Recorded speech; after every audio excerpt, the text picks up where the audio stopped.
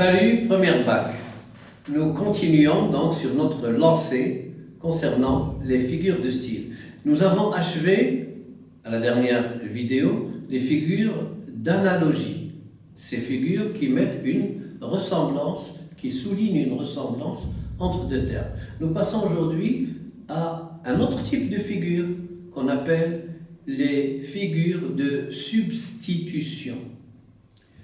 Le verbe substituer veut dire remplacer une chose par une autre. Donc les figures dont nous allons parler sont des figures dans lesquelles on va remplacer le terme concerné par un autre terme. On commence par la métonymie. La métonymie.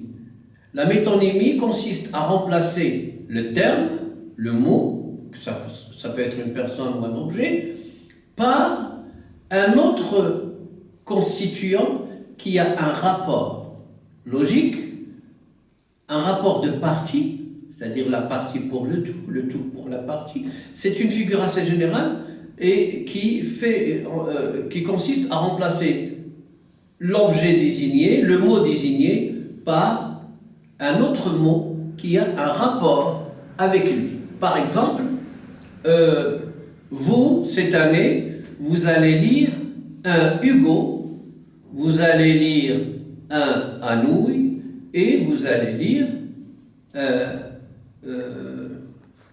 un Sfrewi.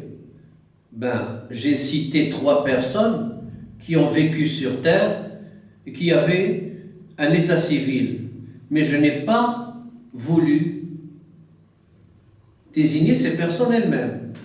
Le dernier jour d'un condamné est un livre de Victor Hugo. Alors au lieu de dire un livre de Victor Hugo, j'ai dit un Victor Hugo, un Hugo. Donc j'ai désigné le livre par le nom de son auteur. La relation entre eux, c'est que c'est le produit de Victor Hugo. Là, c'est une métonymie. Dans la boîte à merveilles, vous allez voir un cas particulier de la métonymie, quand le petit sera dans la rue et qu'il sera de temps en temps perdu, caché par les personnes plus âgées que lui, et de temps en temps il voyait sa maman et sa compagne et il disait « je vois les deux haïks ».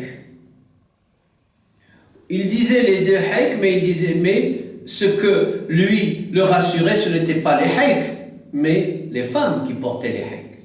Donc voilà, en gros, la figure qu'on appelle une métonymie. J'ai parlé de l'ensemble des cas de métonymie. À la prochaine vidéo, on va parler d'un cas particulier de la métonymie et qui s'appellera la synecdoque.